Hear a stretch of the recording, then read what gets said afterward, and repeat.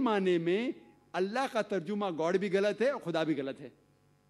اسی لیے ہم مسلمان اللہ کو عربی میں اللہ کہتے ہیں. ورنہ قرآن کیا آیت ہے؟ قل ادعوا اللہ عبد الرحمن ایما تدعوا فلہ الاسماء الحسنی. آپ چاہے اللہ کو رحمان کہو یا اللہ کہو، اس کو کچھ بھی کہو لیکن ایک اچھا نام دو. تو اس سے ہمیں پتہ چلتا ہے کہ اگر ہر انسان یہ مانے کہ ساری انسانیت کا خدا ایک ہے، رب ایک ہے، خالق ایک ہے، تو ہی ہم ایک بھائی چارہ، عالمی بھائی چارہ کے اوپر عمل کر سکتے ہیں. اور یہ عالمی بھائی چارہ کی بنیاد ہے فیتھ. اسے کہتے ہیں ایمان کا بھائی چارہ. اگر ہر انسان کو ایمان ہے کہ ہمارا رب ایک ہے، ہمارا خالق ایک ہے، ہمارا خدا ایک ہے، تو ہی ہم ایک عالمی بھائی چارہ کے اوپر عمل کر سکتے ہیں. اور یہ بھائی چارہ باقی سارے بھائی چاروں سے اونچا ہے، چاہے وہ خون کا بھائی چارہ ہو یا کوئی بھی بھائی چارہ ہو. اور یہ ایمان کا بھائی چارہ کہ رب ایک ہے، خالق ایک ہے، خدا ایک ہے اور اسی کی عبادت کرنا چاہیے، یہ بھائی چارہ صرف ہاریزونٹلی سارے دنیا میں نہیں پھیلتا، صرف دنیا کے لوگ جو جی رہے ہیں اس کے اندر نہیں، لیکن ورٹیکلی بھی، اوپر اور نیچے بھی، جو قوم، جو انسان پہلے بھی آ چکے اس دنیا میں اور جو ہمارے بعد آئیں گے ان کو بھی سمیٹتا ہے. تو یہ عالمی بھائی چارہ جو ایمان کی بنیاد پہ ہے کہ خالق ایک ہے، رب ایک ہے اور اسی کی عبادت کرنا چاہیے، جسے کہتے ہیں توحید اسلام میں، وہ بھائی چارہ نہ ہی سارے انسان جو آج موجود ہے ان کو سمیٹتا ہے، لیکن جو انسان پہلے جو گزرے اور جو آئیں گے ان کو بھی سمیٹتا ہے. اور یہ بھائی چارہ باقی سارے بھائی چاروں سے اونچا ہے، چاہے وہ خون کے رشتے کا بھائی چارہ ہو. اور اس میں کئی مثال ہے قرآن مجید میں. اللہ تعالیٰ فرماتے سورہ اسراء میں سورہ نمبر 17 آیت نمبر 23 اور 24 میں کہ اللہ کی عبادت کے بعد آپ کو اپنے والدین سے اچھا سلوک کرنا چاہیے، ان کی عزت کرنا چاہیے. اور کوئی بھی ایک یا دونوں اگر ضعیف ہو جائے، ان کی عمر زیادہ ہو جائے، ضعیف ہو جائے، تو ان کو اف تک مت کہو. آپ کے والد یا والدہ، ماں یا باپ، کوئی بھی ضعیف ہو جائے اف تک مت کہو، لیکن ان سے اچھا برتاؤ کرو، اچھا سلوک کرو اور اللہ سبحانہ و تعالیٰ سے دعا کرو کہ ان پہ کرم کرو جس طریقے سے انہوں نے ہماری پرورش کی. والدین کی بہت عزت ہے قرآن میں، لیکن اس کے باوجود یہ لکھا ہوا ہے کہ اگر والدین اللہ کے خلاف ہے تو اس وقت لکھا ہے سورہ لقمان میں سورہ نمبر 31 آیت نمبر 15 میں کہ آپ والدین کی عزت کرو، لیکن اگر والدین جد و جہد کرے، زبردستی کرے آپ کو اس کی عبادت کرنے سے جو اللہ کے علاوہ کوئی اور ہے، جس کا علم آپ کو نہیں ہے، تو آپ ان کی بات مت مانو، لیکن پھر بھی ان سے اچھا سلوک کرو. والدین کی عزت کرو، لیکن اگر وہ اللہ کے خلاف جائے تو اس وقت ان کی بات مت مانو، لیکن پھر بھی ان کی عزت کرو، ان سے اچھا سلوک کرو. اور کئی مثال ہے قرآن مجید میں، جو نبیوں کی مثال ہے، کئی رسول کی مثال ہے. مثال کے طور پہ قرآن میں ذکر ہے سورہ ہود میں سورہ نمبر 11 آیت نمبر 45 to 47، اس میں نوح علیہ السلام کا ذکر ہے.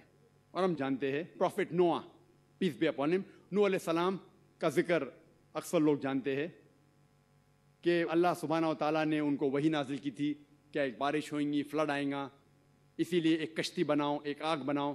اور نوح علیہ السلام نے ایک کشتی بنائی.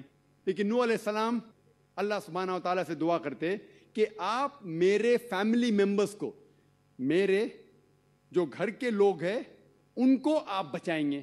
اور اللہ تعالیٰ وعدہ کرتے کہ میں آپ کے فیملی ممبرس کو، آپ کے گھر کے لوگ کو بچاؤں گا.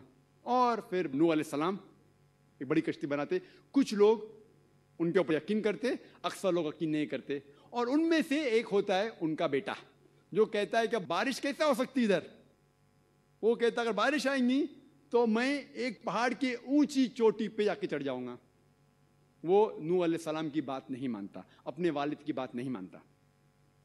کچھ وقت بعد بارش آتی ہے، فلڈ ہو جاتا ہے، کشتی اونچی ہوتی جاتی اور پانی اونچا ہوتے جاتا ہے. اور نوح علیہ السلام کے بیٹے پہاڑ کی چوٹی پہ جا کے بیٹھ جاتے ہیں, بولتے کہ میں یہاں محفوظ رہوں گا.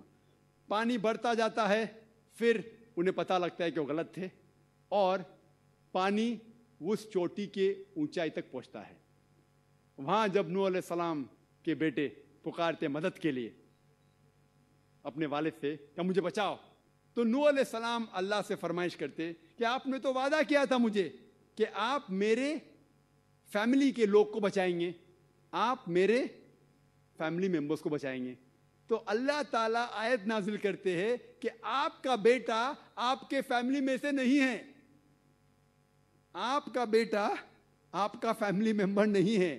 مطلب یہ ایمان کا بھائی چارہ خون کے بھائی چارے سے کہیں اونچا ہے.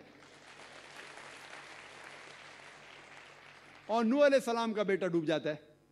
اسی طریقے سے ذکر ہے قرآن مجید میں سورہ توبہ سورہ نمبر 9 آیت نمبر 114 میں کہ ابراہیم علیہ السلام اپنے والد جو بت پرست کرتے تھے ان کے خلاف جاتے ہیں, تو ان کے والد ان کو گھر سے نکال دیتے, پھر بھی وہ ان کی عزت کرتے لیکن کہتے وہ غلط تھے, وہ گھر سے باہر چلے جاتے. ذکر ہے قرآن مجید میں سورہ تحریم میں سورہ نمبر 66 آیت نمبر 10 میں کہ لوط علیہ السلام کی بیوی ان کا کہنا نہیں مانتی, نبی تھے, ان کی بیوی نے کہنا مانی, ان کی بیوی تباہ ہو گئی. ہمیں قرآن مجید کے اندر ایک ایگزامپل ملتا ہے سورہ تحریم میں سورہ نمبر 66 آیت نمبر 11 میں کہ فرعون کی بیوی, فرعون ایک ظالم انسان, اس کی بیوی اچھی حضرت آسیہ. سورہ تحریم سورہ نمبر 66 آیت نمبر 11 میں حضرت آسیہ دعا کرتے اللہ تعالیٰ سے کہ آپ مجھے جنت میں گھر دو. فرعون جو سب سے ظالم انسان اس ٹائم کا, اس کی بیوی الحمدللہ مومنہ. تو آپ دیکھیں گے کہ قرآن مجید میں کئی ایگزامپل دیے گئے ہیں, اور یہ بھائی چارہ جو ایمان کا بھائی چارہ ہے کہ خدا اللہ ایک ہے, رب ایک ہے, خالق ایک ہے, سارے انسانیت کا صرف اسی کی عبادت کرنا چاہیے, وہ بھائی چارہ باقی سب بھائی چارے سے اونچا ہے. اور صرف یہی ایک نقطہ ہے جس کے وجہ سے ساری دنیا کے انسان ایک ہو سکتے ہیں اور ایک بھائی چارے کے اندر آ سکتے. میں اس تقریر کو ختم کرتا ہوں قرآن کی آیت سے, سورہ نساء کی سورہ نمبر 4 آیت نمبر 1, جس میں اللہ تعالیٰ فرماتے یا ایھا الناس اتقوا ربکم الذی خلقکم من نفس واحدہ خلق منہا زوجہا, کہ یا انسانوں میں نے تم کو بنایا ایک انسان سے, ایک مرد سے, اور اس سے پیدا کیا اس کی بیوی, اور آپ اس رب کی عزت کرو اور اس رب کی عبادت کرو. وآخر دعوانا الحمدللہ رب العالمین.